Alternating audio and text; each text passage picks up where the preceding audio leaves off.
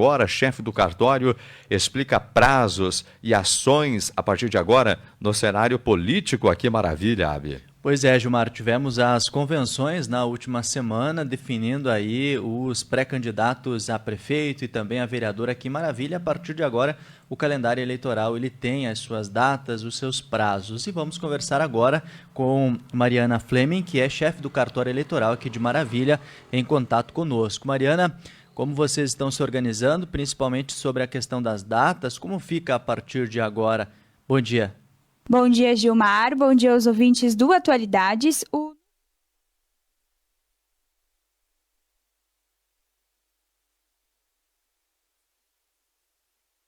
Bom dia, Abi. Bom dia, eleitores. Realmente terminamos agora a convenção no dia 16 de setembro, né? E estamos para finalizar, então, o registro de candidatura, né? A convenção partidária são aquelas reuniões onde os partidos e os seus filiados deliberam os assuntos de interesse do partido, né? Então, é lá que eles escolhem os candidatos, quem vai concorrer ao pleito. E agora, finalizado no dia 16, eles têm até o dia 26, sábado, para entregar o registro do seu candidato à Justiça Eleitoral. Depois dessa entrega, o juiz faz toda a análise, né, dos documentos e verifica se esse candidato, na verdade, está apto ou não para ser candidato, né? Após isso, dia 27 de setembro, então, começam as propagandas eleitorais. Aí os partidos precisam estar preparados para seguirem as regras, né, para termos um pleito, para a gente ter um pleito equilibrado. Uhum. E nesse sentido, quando que vocês devem fazer a orientação para os partidos? A Justiça Eleitoral deve ter esse contato maior com os partidos? Então, Abi, a gente já está fazendo essa orientação aos partidos desde o início do isolamento, tá? Lá atrás, na questão de filiação, né, quando terminou o primeiro prazo lá no dia 4 de abril, né, até então a gente não tinha essa deliberação do adiamento da eleição do dia 4 de outubro para o dia 15 de novembro.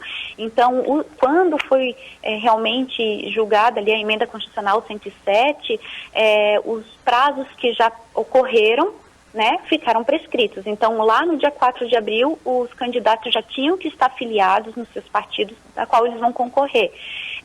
Então, essa orientação já está acontecendo desde aquele período. Hoje, para registro de candidatura, nós não vamos fazer uma reunião presencial, né?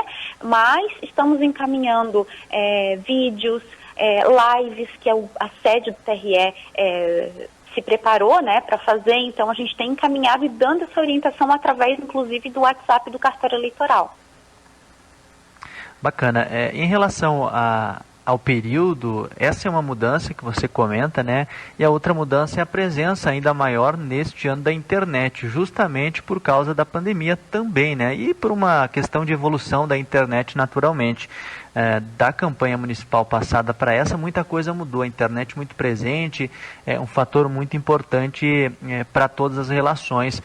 Qual deve ser o período e como deve acontecer a campanha na internet? Como que os partidos podem observar isso? Porque, claro, temos regras também, né, Mariana? Assim como todas a propaganda eleitoral, a da internet também inicia no dia 27 de setembro, né? Então, nas municipais, existe a tendência do candidato fazer a propaganda corpo a corpo com o eleitor, né? E assim como tu falasse, por causa da pandemia e também da evolução da internet, né, a tendência é a propaganda eleitoral migrar, então, para a internet, através do site do candidato, da coligação ou do partido, né? O próprio e-mail, né? O candidato ele pode enviar os e-mails para os eleitores, desde que seja um cadastro gratuito e feito pelo próprio partido, candidato, enfim. Até pelo blog ou mensagem instantânea, WhatsApp, é possível sim. A questão é que os partidos e os eleitores devem estar atentos sobre o impulsionamento de conteúdo, tá? O impulsionamento é aquele serviço que é pago, né, pelos provedores, tá?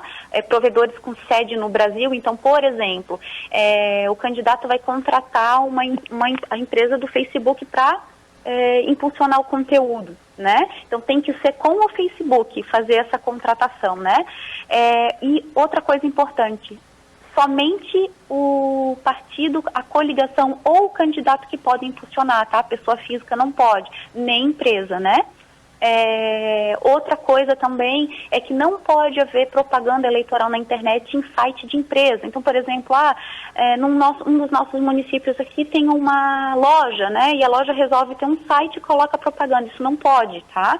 Não pode também em entes públicos, né? Até porque é uma eleição municipal, né? A gente tem que estar mais atento.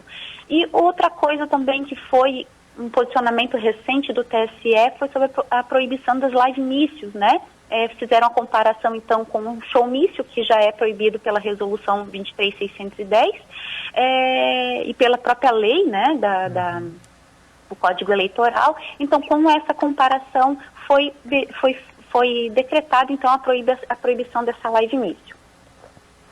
Interessante. E a questão da Justiça Eleitoral, qual que deve ser o trabalho da Justiça depois do começo dessa campanha, efetivamente? O que a Justiça vai observar, Maria?